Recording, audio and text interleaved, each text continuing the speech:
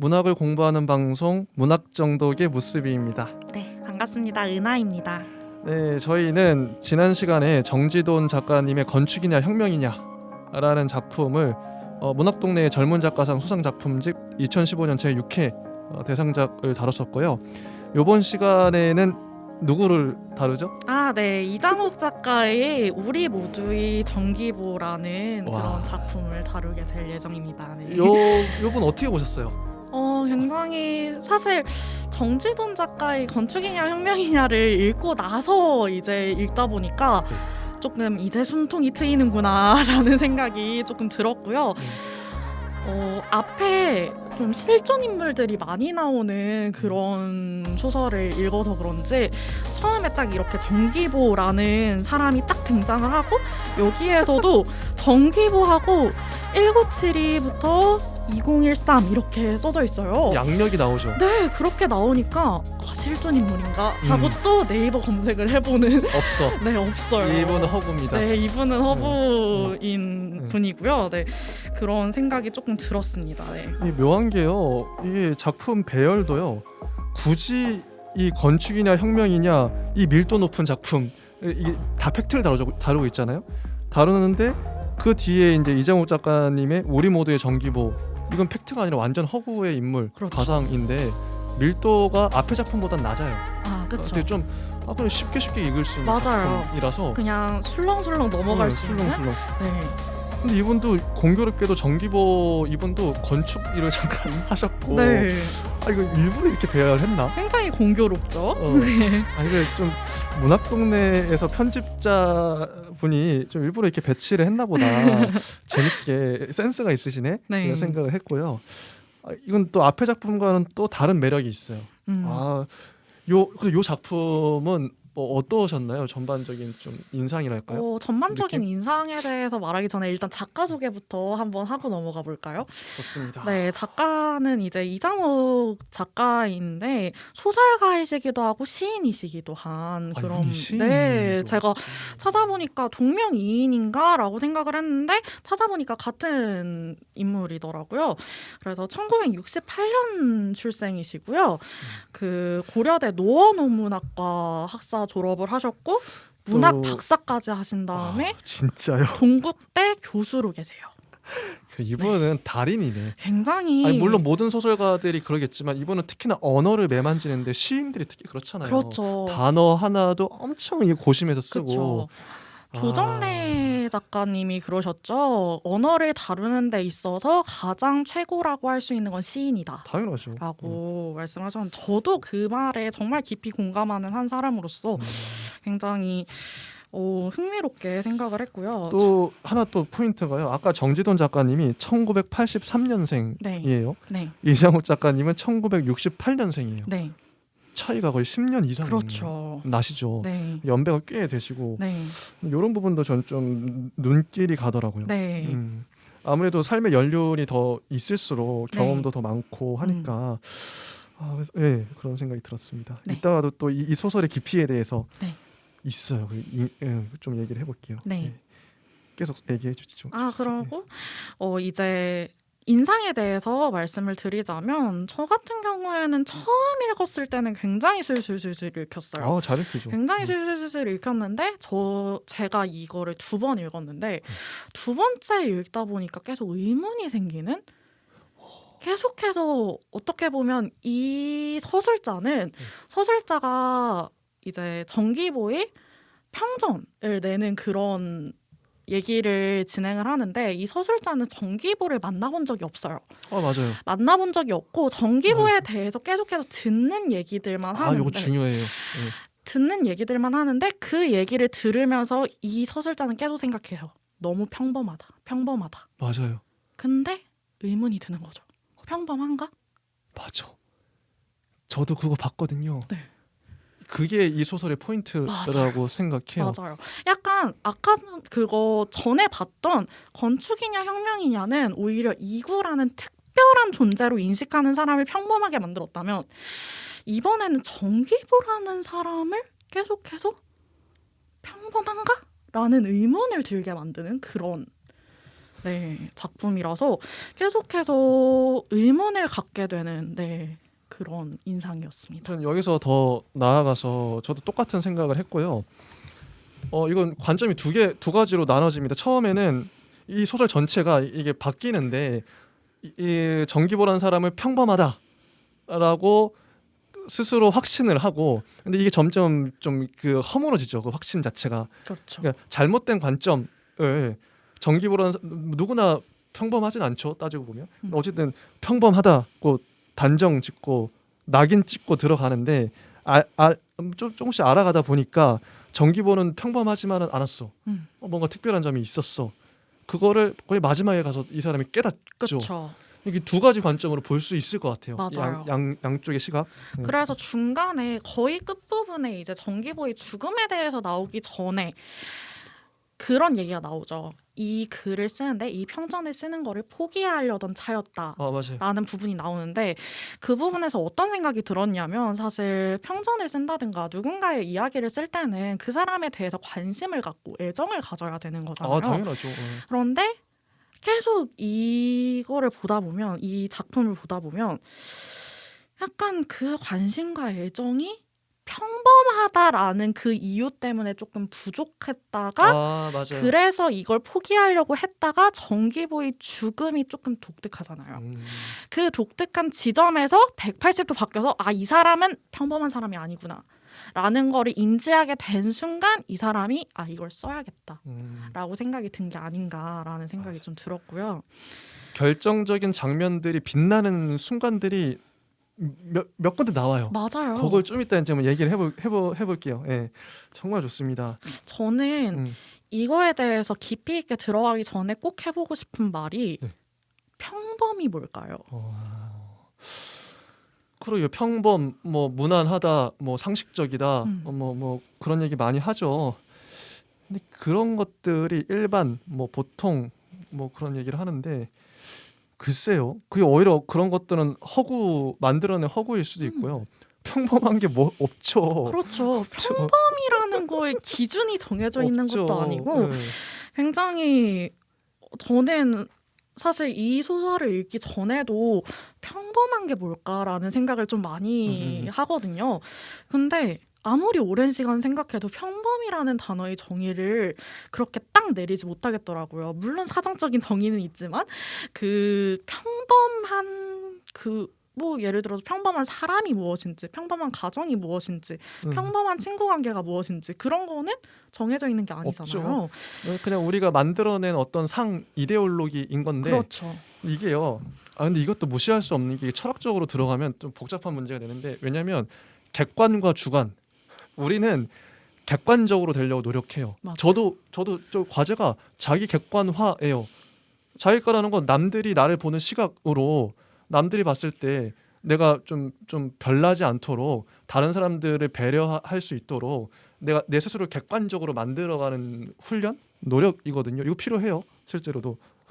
근데 그 객관, 평범인데, 이게 그러니까 평범 자체가 무조건 나쁘다, 평범은 나쁘고 그걸 다 깨야 되고, 이거는 좀 단순한 논리고, 이거 들어가면 좀 복잡합니다. 이게 논의가 쉽지가 않아요. 그렇죠. 우리는 객관적으로 살아야 되는 건 맞는데, 근데 그 객관이라는 게 이데올로기가 덧씌워져 있고 우리가 잘못된 편견이나 이 낙인이 있기 때문에 그 객관이 또 어떤 객관인가, 이게 참 고민. 그래서 쉬운 문제는 아니에요. 맞아요. 객관, 쉬운 주관. 문제가 아니죠. 그리고 또 이 소설 같은 경우에는 아까 전에도 말씀드렸다시피 정기보에 대해서 무언가 딱 이렇게 나오는 객관적인 자료가 있는 게 아니라 주변 지인들의 그 말을 통해서 얘기가 나오기 때문에 사실 그거는 정기보가 아닐 수도 있어요. 그 사람들이 생각하는 정기보이죠. 정확합니다. 저도 그렇게 생각해요. 네. 그건 A가 느낀 바를 얘기해요. 그건 정기보는 아니죠. 그렇죠. A가 느끼는 정기보죠. 그렇죠. B는 B가 느끼는 정기보고. 근데 그것도 전 나름 그 주관처럼 보이는데, 그것도 어떻게 좀 반대 시각에서 보면 객관적이라는 말은 남들이 나를 보는 시선이에요. 그렇죠. 이게 객관이에요. 정의가 어떻게 보면 그것도 주관이면서 객관이에요. 그쵸. 이게 또 이러니까 깊어지는 거예요. 저는 사실 어떻게 보면 음. 완벽한 객관이 있는 건가 싶기도 하고. 그래서 여기서 좀 저는 이제 철학적인 정의를 좀 해보면 이 소설이요 주관과 객관을 동시에 다 다루고 있어요. 맞아요. 그래서 저는 좋은 소설이란 이건 저만의 소설론인데 모순 인간의 삶이라는 게 모순되잖아요. 아까도 저희가 건축이나 혁명이나 하면서 모순되는 지점을 다뤘었는데 모순은 뭐 인간의 삶이 다 그렇죠. 모순이죠. 주관과 주관도 객관도 다 인정하고 들어가고 있는 소설이에요. 각각의 말들이 다 틀리냐? 그것도 아니고 그 나름의 진실이에요. 그쵸. A의 진실이에요. 그거는 틀리면서 맞아요. 맞으면서 틀려요. 그쵸. 이런 부분이 전 놀랍더라고요. 이 소설을 읽을수록. 네. 네, 그렇네요. 근데 이거를 이제 일단 대략적인 이제 브리핑 정도로 봤는데 일단 구체적으로 문장들을 읽으면서 네. 한번 얘기하면 더 깊어질 것 같습니다. 네네. 일단 첫째 문장이 무명이었다가 사후에 유명해진 화가 정기보 양력이 나옵니다.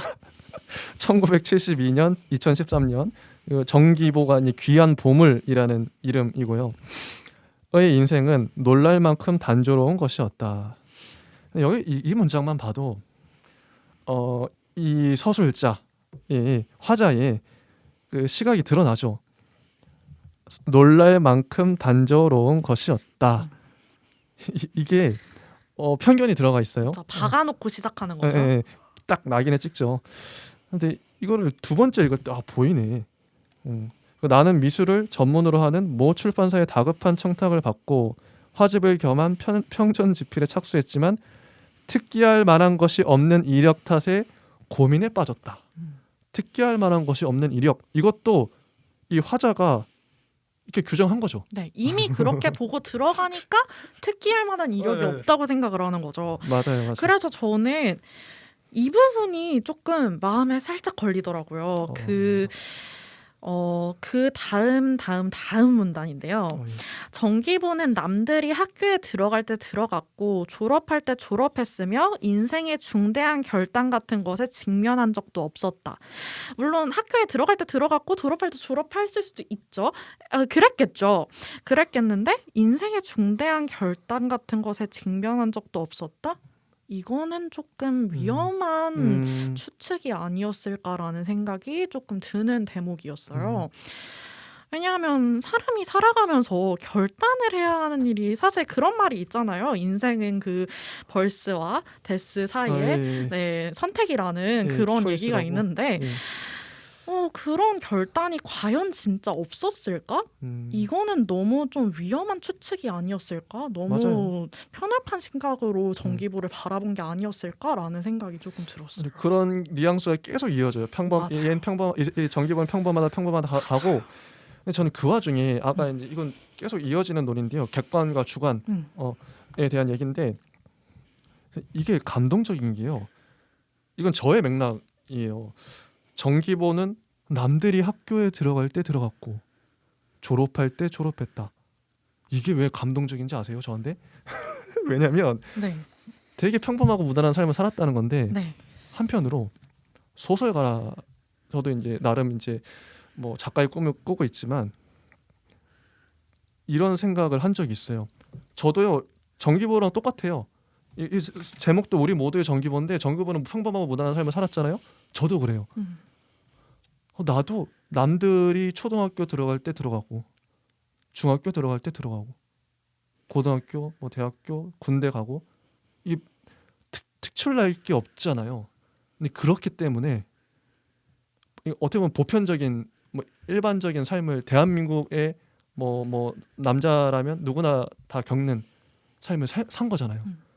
그렇기 때문에 증언할 말들이 이 시대의 사람들과 공감하고 공유하고 소통할 수 있는 글들을 쓸 수 있는 거예요. 만약 제가 예를 들어보죠.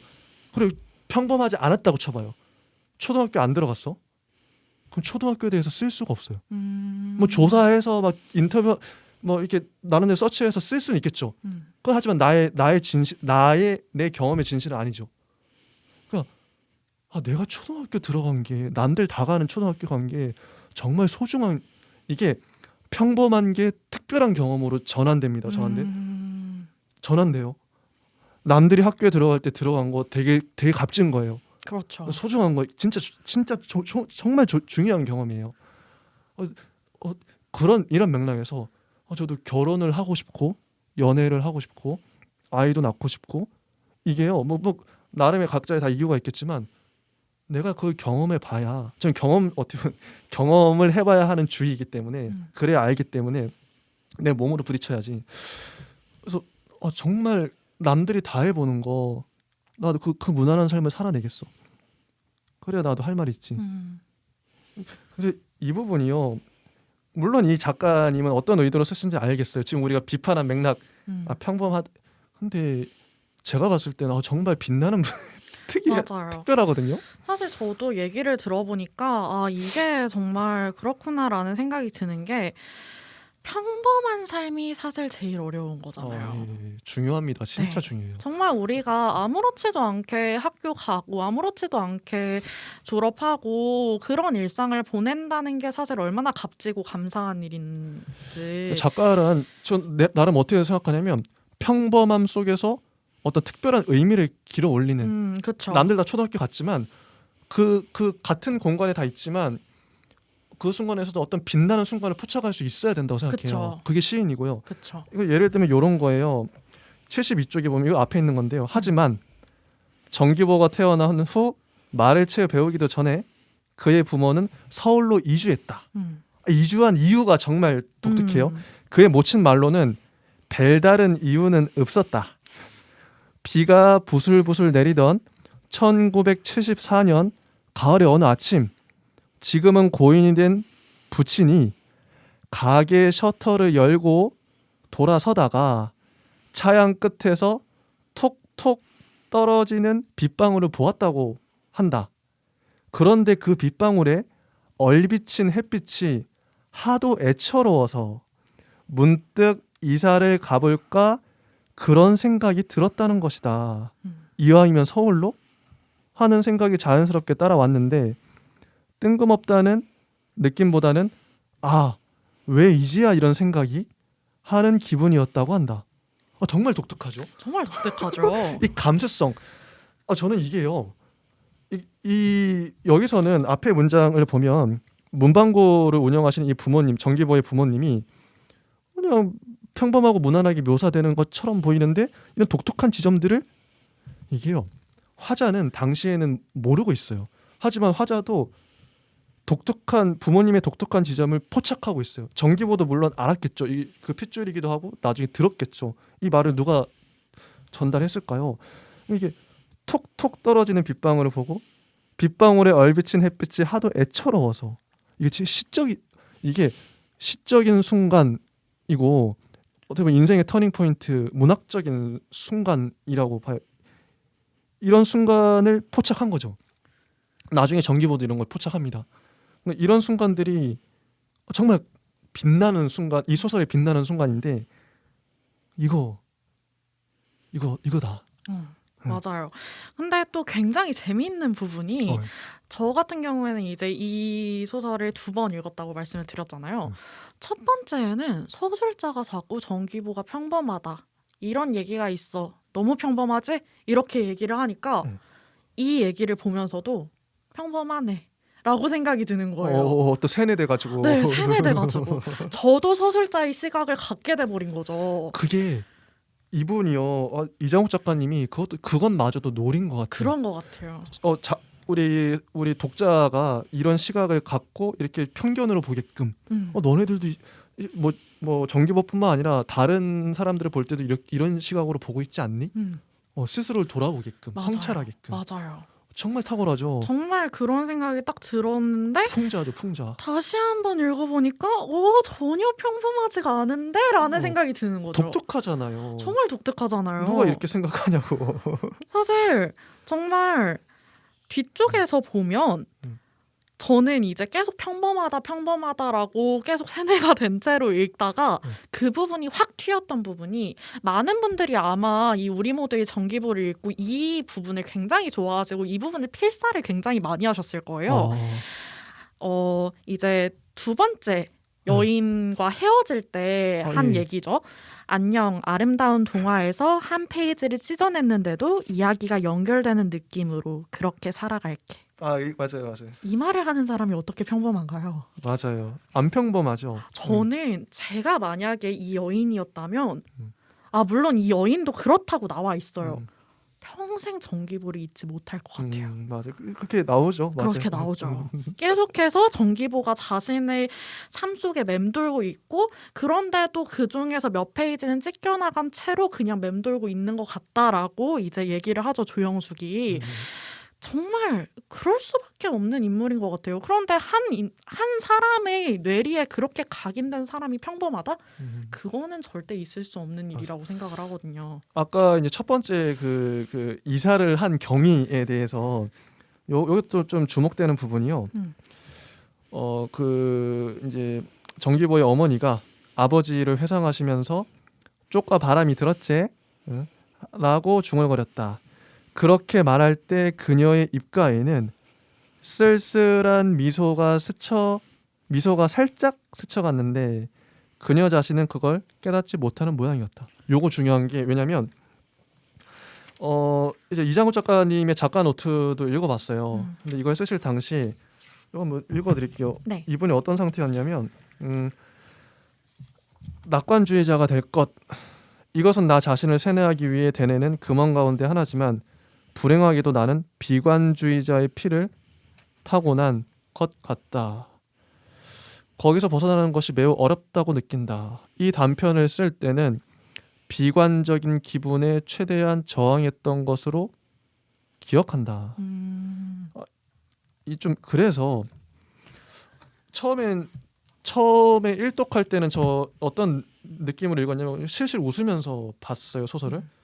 근데 한 2독, 3독 할 때는 주목되는 게 이 웃음 뒤에는 좀 쪽과 바람이 들었지 뭐 이렇게 하면서 별다른 이유는 없었다. 이거 볼 때 웃긴데 요거 방금 읽어드린 그녀의 입가에는 쓸쓸한 미소가 살짝 스쳐갔는데 이게 웃음 뒤에 항상 나와요. 보면 모든 이 빛나는 순간 뒤에 쓸쓸하다, 뭐 애처롭다 항상 나옵니다. 이거는 작가의 내면이 이 화자 요 등장하는 인물들에 다 투영된 거기도 하고요. 작가 그래서 더 묘한 뉘앙스가 나와요. 만약에 쓸쓸한 미소 이거 없었다고 쳐봐요. 그냥 뭐 좀 그냥 해프닝 좀 감정으로 치면 뭐 미소가 지워지는. 근데 쓸쓸함이 들어가기 때문에 그렇죠. 아까 뭔가 갑자기 이질감이 느껴지기도 하고 이질감도 있고 양면적인 아까 그 모순되는 지점들이 확 드러나는 거죠. 그렇죠. 인생이 돌아보니까 그때는 좀 그랬는데 웃음도 났는데 지금은 쓸쓸하네. 복잡한 감정이 느껴져요. 그렇죠. 그래서 좋아요.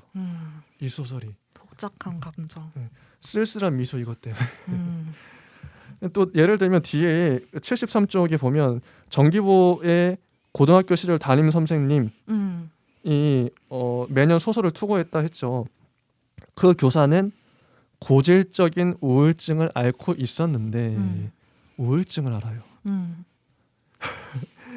인간은 언제나 양면적이며 모순적이기 때문에 도무지 알 수 없는 존재라고 믿는 사람이었다. 그래서 근데 작가 지망생인데 이런 평을 받죠. 이 응모자는 소설이 인생을 닮으려 하면 할수록 인생과 멀어진다는 점을 유념하라. 이런 평을 들어요. 이 문장도 좀 곱씹어 보게 되는 그쵸. 문장이죠. 어떻게 보면 이장우 작가님의 소설론일 수도 있고요. 이 문장이. 그래서 이런 부분. 그러니까 우울증을 앓고 있고 아까 쓸쓸한 미소를 짓고 있고 뭔가 어떻게 보면 긍정적인 부분도 있으면서 좀 웃긴 면도 있으면서 한편으로 부정적이고 좀 비장한 애처로운 면 이게 동시에 이게 끌고 나가요. 맞아요. 네. 그래서 어떻게 보면 처음 읽었을 때는 조금 가볍게 읽을 수 맞아요. 있는 처음엔 소설이다라는 생각이 드는데 가볍지만은 않아요. 읽다 보면 계속해서 곱씹어야 되는 부분들이 계속해서 나오는 그런 재밌는 작품이었어요. 게요. 제가 정지돈 작가님의 건축이냐 혁명이냐 이거는 팩트를 소화하려고 좀 시간이 걸렸죠. 음, 그런데 이정욱 작가님의 이거는 술술 읽혀요. 금방 읽는데 되게 한 장면 한 장면에 머물게 돼요. 맞아요. 이때 쓸쓸한 미소가 왜 지워지지? 이때 우울증을 앓고 있는데 그래서 어떤 문장들 아까 읽어주신 그 헤어졌을 때 아름다운 동화에서 한 페이지 찢어낸 거 그것도 계속 곱씹게 돼. 이런 말을 왜 했을까? 맞아요. 이걸 들은 사람의 심정은 어땠어? 이런 거 저는요 솔직히 좀 거칠게 말해서 물론 이제 그 정지돈 작가님의 그런 진짜 1페이지의 수많은 팩트와 이런 스타일도 좋지만 쉽게 읽히면서 되게 쉬운데 생각하게 만드는. 뜻은 깊은 생각하게 만드는 이런 소설 진짜 좋아하거든요. 그래서 제가 생각했던 게 이제 저희가 이제 두 작품을 일주일 동안 같이 봤잖아요. 딱 두 작품을 봤을 때 생각이 들었던 게 건축이냐 혁명이냐는 책 첫 페이지를 폈을 때 어려웠어요. 근데 이 우리 모두의 정기보는 책을 덮을 때 어려웠어요. 맞아요. 그렇죠. 맞아요. 맞습니다.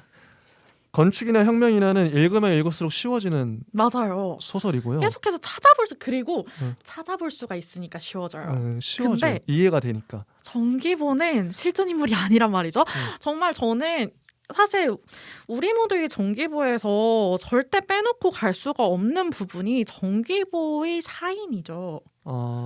그 사인. 사인이 나왔을 때는 정말 왜 정기보는 실존 인물이 아니라서 날 이렇게 고민에 빠지게 하나라는 생각이 들 정도로 정말 읽으면 읽을수록 어려운 작품이었어요. 그러니까 뭐 건축이나 혁명이냐는 읽을수록 쉬워지는 작품이고 네. 우리 모두의 정기부는 읽을수록 깊어지고 네. 뭔가 어려워지는 작품이었다. 네. 너무 재밌어요. 맞아요. 그래서 이렇게 순서를 정했나 봐요.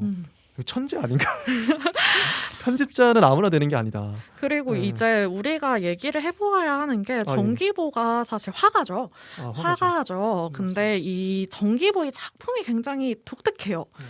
굉장히 어떤 사람은 평범하다라고 얘기하는 사람도 있고 어떤 사람은 관람자들은 이 인물화에서 인간의 본질도 아니고 인간의 가면도 아닌 제3의 무언가를 볼 수 있지 않을까 한다.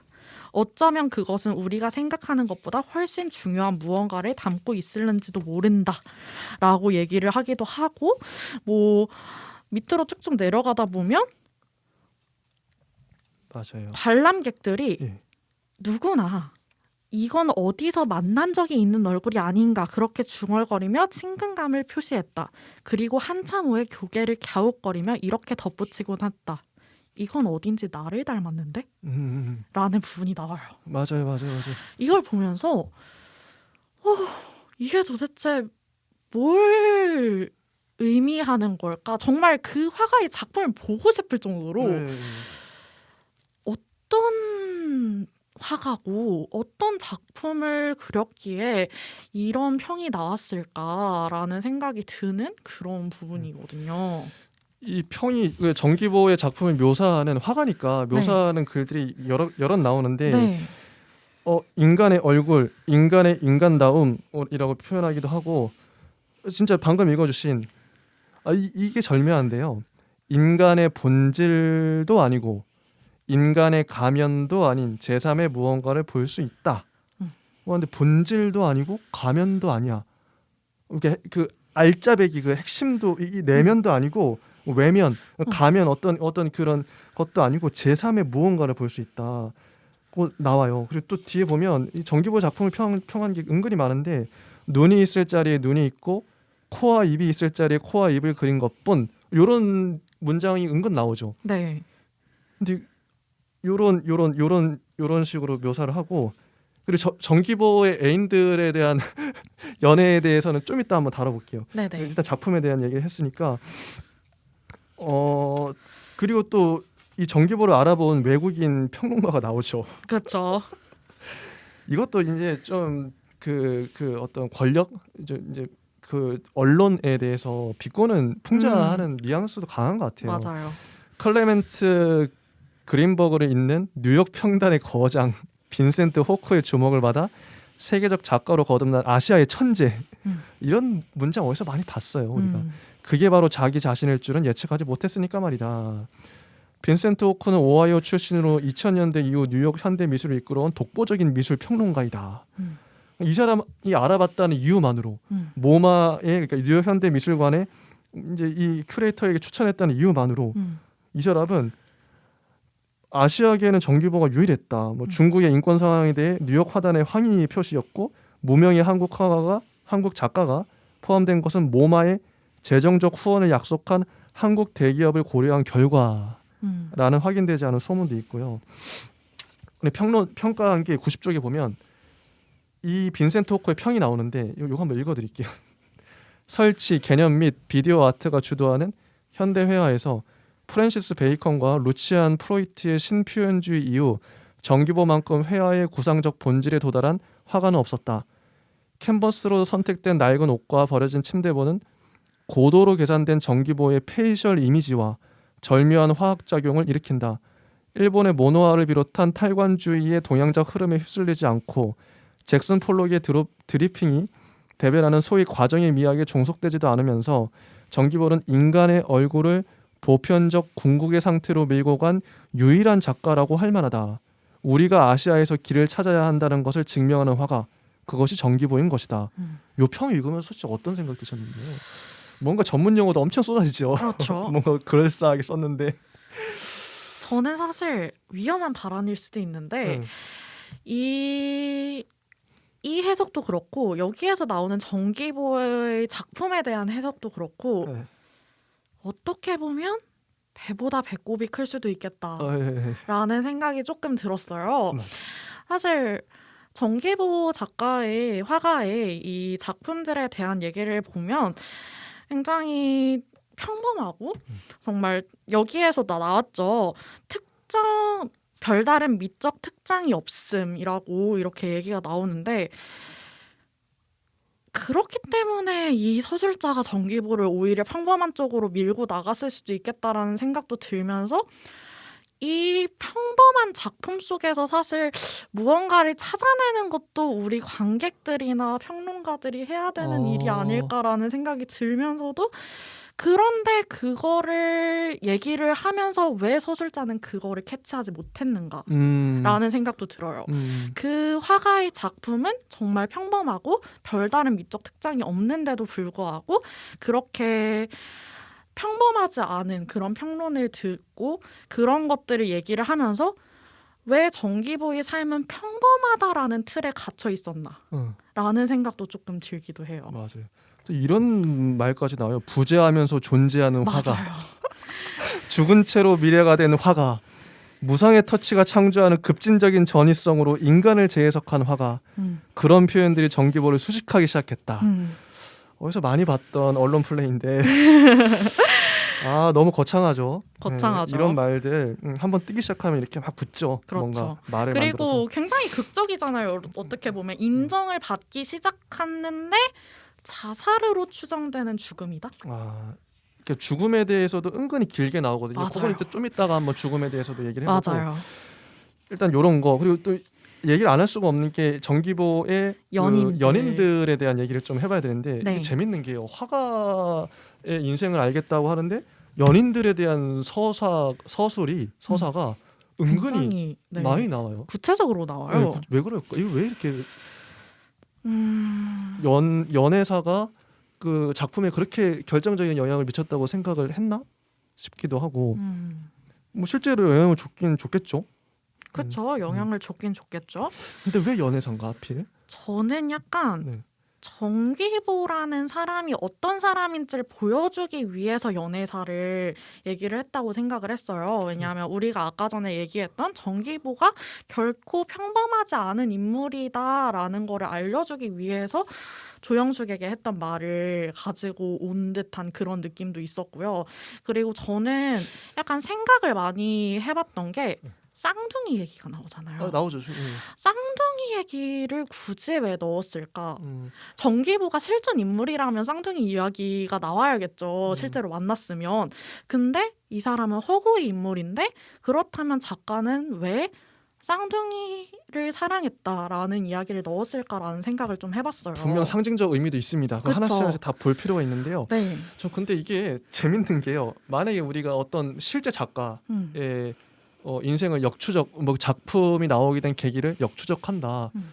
그러면 그 사람이 뭐 누굴 사귀었고 뭐 그래서 그 사람 뭐 사귄 사람들에게 직접 찾아가서 인터뷰를 하고 이게 좀 상식적으로 봤을 때 그게 이게 좀 약간 갸우뚱했어. 연애사. 근데 이것도 나름의 이 사람이 이제 이장욱 작가님이 풍자를 하고 있는데 이 화자에 대해서 엄청 비꼬고 있다고 생각하는데 아까 이제 뭐 객관화에 대해서 얘기했지만 이런 부분 남의 이제 누가 연애했고 이거를 그러니까 이 화자는 잘못 짓고 헛다리 짓고 있는 걸 좀 보여주는 어떤 그 풍자의 그런 넌 왜 남의 연애사가 어떤 그런 느낌도 좀 있는 것 같기도 하고요. 물론 이제 연애사가 중요하긴 한데 저는 약간 다른 시각에서 보고 싶은데요. 예. 저는 오히려 아까 전에도 말씀드렸다시피 정기보라는 사람을 잘 보여줄 수 있는 부분이 연애사라고 생각을 해요. 좋죠. 그래서 사실 작가가 어떤 인물을 넣고 어떤 사건을 넣는 것은 굉장히 큰 의미가 있는 거잖아요. 그래서 그 부분에 있어서 뭐 무스비님이 생각하신 것처럼 풍자의 의미도 있을 수 있겠지만 독자들에게 알려주고 싶었던 것이 아닌가 싶어요. 정기보는 이런 인물이다라는 것을. 그래서 그 쌍둥이 얘기를 제가 말씀을 드렸는데 그거에 대해서 좀 생각을 해봤어요. 왜 쌍둥이 얘기를 넣었을까라는 생각이 들었는데 분명 의미 있습니다. 여기에서 나와 있었죠. 사랑이란 단 한 사람만을 향하는 것이라고 그는 확신하고 있었다. 모든 면에서 정기보는 사랑에 충실하고자 했을 뿐이다. 이 부분에서 정기보라는 사람은 우리가 생각하는 그런 뭔가 예술가의 그런 면모도 있지만 이렇게 약간 지고지순한 그런 면모도 가지고 있는 그런 사람이었구나라는 것을 독자에게 알려주고 싶었던 것이 아닐까라는 생각이 조금 들었어요. 이게 좀 깊은데요. 네. 뭐 이제 순서대로 보면 네. 일단 한번 다 다뤄야 되니까요. 이게 네. 총 이제 3명 혹은 4명이 있는데 네네. 3단계예요. 3단계? 어제 세 파트가 있습니다. 연애를 했던 첫 번째가 조영숙 조영숙이 이제 두 번째 여인이죠. 첫 번째에 나오지만. 예, 맞아요. 네. 서술상으로는 조영숙이 첫 번째인데 네. 요 부분부터 이제 한 사람이 진짜 이게 의미가 있더라고요. 맞아요. 한번 보면 조영숙 씨는 어떤 사람이었냐면 대학 시절의 연애 상대는 조영숙이라는 같은 과 후배였다. 조영숙은 정기보의 애정 고백을 듣자마자 그 자리에서 키스를 해주었다고 수레했다. 정기보는 3학년이었고 그녀는 2학년이었으며 장소는 방과 후의 실습실이었다.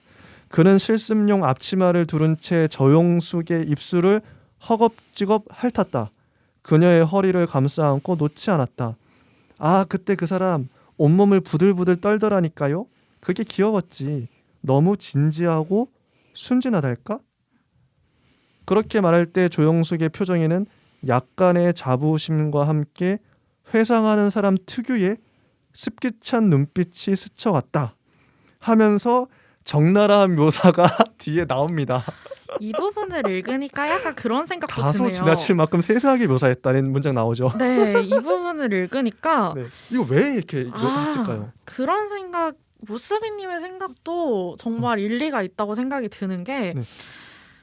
이제 편전을 쓰기 위해서 인터뷰를 하고 다니는 거잖아요. 그래서 맞아요. 인터뷰를 하기 위해서 전 연인을 찾아가는 거는 사실 의미 있는 행동이에요. 거기에서 얻어갈 것이 있고 그 여인이 뮤즈일 수도 있었을 테니까. 그런데 이거를 쓰면서 서술자는 독자들의 동의를 얻고 싶었는지도 모르겠어요. 정기보는 이렇게 평범한 사람이었다. 그리고요, 이 화자가 저는 화자가 이 조영숙 씨를 보는 시선 자체도 좀 이렇게 뭐랄까 좀 낮잡아 보는 뭔가 좀 가벼운 여자처럼 묘사를 하잖아요. 다소 지나칠 만큼 세세하게 묘사했다라는 부분에서 가볍게 그렇게 보이잖아요. 느껴질 수도 있죠. 가볍게 보이잖아요. 화자는 그렇게 보고 있는 같은 느낌. 네. 근데 저는요 오히려 이거를 근데 그런 화자를 비판하고 풍자하는 건 알겠어요. 조영숙조차도 좀 왜곡된 시선으로 보이는 건 알겠어요. 근데 더 한 곱을 더 들어가서 조영숙이란 이 여인이 정말 진실 이게 보면 1973년생이에요. 73년생이 남자한테 고백을 듣자마자 그 자리에서 여자가 그때 당시에 어떻게 보면 보수적인 시대의 사회에 키스를 해줬어요. 이런 상황은 뭐 지금은 모르겠지만 당시에 여성이 그러긴 쉽지 않았을 거예요. 73년생이요. 그쵸. 쉽지 않아요. 이 독특한 지점. 굉장히 독특한 지점이네요. 그 이에요. 부분에서는. 독특하고 되게 자기 마음에 되게 솔직해요. 그리고 회상하는 사람 특유의 습기찬 눈빛. 요 지점. 요것도 아까 쓸쓸한 미소랑 연동되는 거죠. 근데 그리고 그 다음에 나오는 76쪽에 보면 깊이가 깊어져요. 이게 조영숙이라는 사람이 한 번 그냥 등장하고 그냥 뭐 휘발되고 마는 캐릭터가 아니라 이 조영숙이라는 사람이 거의 몇 장에 걸쳐서 세세하게 묘사가 됩니다. 맞아요. 하지만 대학 시절의 연애가 되게 그렇듯 그들은 헤어졌다. 이유는 명확하지 않았다. 단지 그녀는 정기보를 만날 때마다 이상하게도 감정이 휘발되는 느낌을 받았다고 진술했다. 근데 정기보가 눈앞에 없을 때는 견딜 수 없는 그리움이 차올랐지만 정작 그와 함께 있으면 아무런 감정도 느낄 수 없었다는 것이다. 근데 이 부분 이상하게도 감정이 휘발되는 느낌? 같이 있으면 아무런 감정도 느낄 수 없었다? 실제로 곁에 있으면 감정이 사라지는 사람을 일생의 연인이라 할 수 있을까요? 이런 말들이 곱씹게 돼요. 그러면 정기보는 어떤 사람으로 보이세요? 이 서술, 이 증언에 따르면 저는 사실 어떻게 느껴질지 모르겠는데 이 얘기로 인해서 정기보가 평범하다는 걸 설득하고 싶었던 것 같아요. 그쵸. 사실 제가 여자이기 때문에 이제 여자의 입장에서 얘기를 하면 많은 여자들이 느낄 수 있는 그런 감정이라고 생각을 하거든요. 곁에 없을 때는 보고 싶고 그립다가 만났는데 생각보다 그렇게까지 좋진 않네 라는 생각 연애 때 한 번씩은 남자들도 그런 시기가 있죠.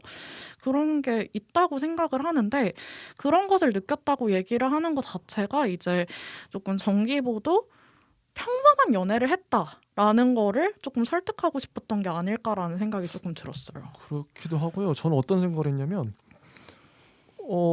이상하게도 감정이 휘발되는 느낌을 받는 거 그러면 뭐 단순하게 정기보는 자기 감정 표현을 이 자기 애인한테 잘 안 했나? 숨겼나? 그러니까 이게 아까 그 부모님도요. 아버지도 얼비친 햇빛이 하도 애처로워서 문득 이사를 가볼까? 평범하게 살다가 갑자기 자기의 감정이 요동치는 순간이 있었던 거죠. 이렇게 좀 누르고 살다가 근데 이 정기보도요.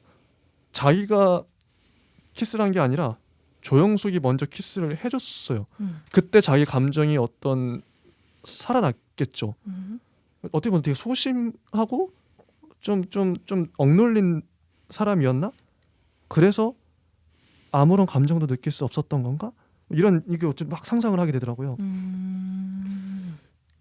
근데 그래서 취향상 나는 미친 사랑의 노래보다는 따뜻하고 지속적인 감정 쪽을 좋아하니까 정기보는 그렇지 않았다는 건가? 이게 막 상상이 뻗어나가요.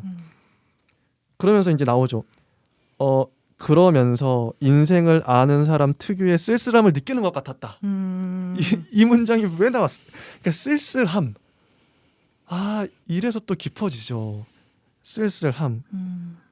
그냥 들어간 문장이 아니에요. 그래서 멀리 있어야만 가까이 느낄 수 있는 사람이었어요. 그리고 아까 아름다운 동화에서 한 페이지를 찢어냈는데도 이야기가 연결되는 느낌으로 살아갈게. 이런 느낌. 굉장히 이걸 보면 음. 표현이 너무 추상적일지도 모르겠지만 정기보라는 사람이 굉장히 좀 유유한 사람 같은 느낌이 유유? 네, 약간 유유히 걸어가는 그런 느낌이 아, 약간 들어요. 아. 약간 네, 일단 이게 그런 첫 생각이 조금 번째 들었네요. 그 애인이었고요. 첫 번째 네. 사례. 근데 두 번째 한번 넘어가 볼게요. 이게 그 두 번째가 이 고등학생 때 네. 만났던 분인데요. 첫사랑이라고 할 수 있다. 음. 불량 소녀였는데 심야 만화방에서 만났죠. 그래서 그 가출한 거죠, 정기보가. 음. 야 너 담배 있냐? 이제 그 소녀가 물어보니까 아니 사줄까? 이렇게 하고 자 그들은 추운 겨울밤에 회원동을 헤매다가 남대문 시장 부근의 한 여인숙에서 함께 하룻밤을 보내게 된다. 소녀는 무일푼이었고 정기보의 수중에는 집을 나올 때 챙긴 약간의 돈이 남아 있었다. 그 밤은 도무지 잊으려야 잊을 수 없는 하나의 사건으로 정기보의 머릿속에 각인되었다. 소녀의 비극적인 아우라가 정기보를 매혹시켰을 뿐만 아니라 막 쫙 가다가 이제 정기보가 어쨌든 그 순수한 짐승으로 소녀를 덮쳤는데 이제 불쑥 튀어나온 그 소녀가 이런 대사를 치죠. 이거 제가 읽어 이거 새 소리 나오니까 제가 읽어볼까요? 예. 야 씨발아 안 내려와? 난 여자만 좋아해 라는 굉장히 적나라하고 갑자기 이 말이 왜 튀어나오지? 라는 생각이 드는 정기보도 아마 그렇게 생각을 하지 않았을까요? 당시에 페미니즘이란 단어도 없었을 텐데 음. 와 이럴 수가 시대로 그래서 소녀의 단호한 명령과 선언에 압도된 채로 그는 자신이 한 번도 상상해보지 못한 세계를 만났다는 느낌을 받았다. 이게 시적 순간이죠. 영감을 받는. 그는 소녀가 한 말의 의미보다는 그 말의 어조와 뉘앙스와 목소리 자체에 매료되었다. 그 순간 그는 어둡고 이질적이며 매혹적인 하나의 세계가 자신의 마음속에서 태어났다는 사실만을 희미하게 깨닫고 있었다. 그래서 서술자는 이렇게 말해요. 우리의 위대한 화가 정기보는 하면서 깊이 사랑하게 되었다. 오래오래 기억하게 되었다. 야 씨발아 안 내려와 난 여자만 좋아해. 이해할 수 없는 문장과 함께.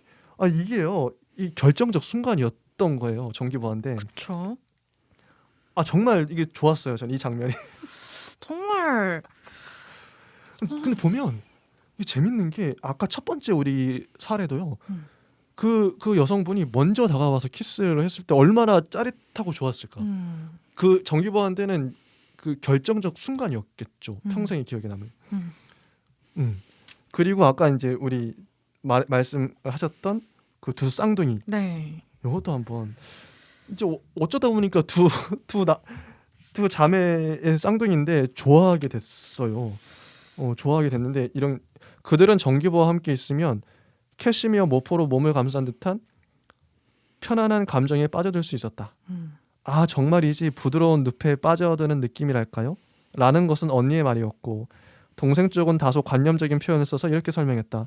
뭐랄까? 자아라는 같은 틀을 넘어서 편안하고 평화로운 대기를 경험하는 기분과 유사하달까요? 부드러운 늪, 편안하고 평화로운 대기, 편안한 감정으로 정기보를 묘사해요. 그리고 또 옆에 보면 두 사람을 이제 정기보가 결별을 선언했을 때 이제 이 두 자매가 이런 얘기를 하는 거죠. 두 사람을 한 사람처럼 사랑하면 안 돼? 그건 언니 박순옥의 말이었다. 그냥 두 사람이라고 생각하고 사랑해도 좋지 않아? 이건 동생 박진옥의 말이었다. 하지만 정기보는 사랑이란 단 한 사람만을 향하는 것이라고 그는 확신하고 있었고 지금 이 감정은 결코 진실한 게 아니다. 그래서 헤어지게 된. 이게 근데 되게 상당히 앞서간 거예요. 그렇죠. 이게 폴리아모리라는 혹시 단어 아시나요? 이게 다자 연애인데 네. 보통은 이제 뭐 우리가 만약 연애를 한다 그러면 한 사람만 보는데 폴리아모리는 이 사람도 사랑하고 그러니까 사랑을 여러 명 할 수 있다는 거죠. 내가 이 사람도 사랑하고 다른 사람도 사랑하고 가능하잖아요. 그럴 수 있죠. 그럴 수 있죠. 근데 딱 그거예요. 폴리아모리예요. 근데 당시의 정기보로서는 이게 너무 급진적인 생각이었던 거죠. 그쵸. 70년생으로서. 어떻게 보면 이것도 정기보가 평범한 사람이었다라는 거에 증거가 될 수도 있겠네요. 어떻게 보면 이런 사건을 겪으면서 정기보의 그런 어떤 고정관념이 깨졌을 수도 있고 그럴 수도 있었고 저는 이 한 사례 하나하나가 너무 빛나는 거예요. 굉장히 좀 충격적인 사건들인 거죠. 어떻게 보면. 맞아요. 우리 시간이 얼마 없는데 우리 그 얘기도 다뤄야 되긴 해요. 정기보의 죽음. 그렇죠. 정기보의 죽음에 대해서 다뤄야 되는데 결국 이 죽음에 대해서 상당히 길게 네. 서술을 하고 있습니다. 죽음이 과연 자살인가 아니면 사고사인가 뭐 맞아요. 이런 얘기들이 조금 나오고 있는데 맞아요. 어떻게 생각하세요? 일단 요걸 한번 읽어볼게요. 네. 이 죽고 난 이후에 정기보를 새롭게 보게 된 거는 네. 정기보가 이제 두 오누이가 바닷가의 오누이가 증언하죠. 바다에서 비틀거리면서 걸어 나왔다. 산채로 걸어 나왔다는 건데 전화를 끊었을 때 이 화자가 나는 뜻밖의 욕망에 휩싸여 있었다.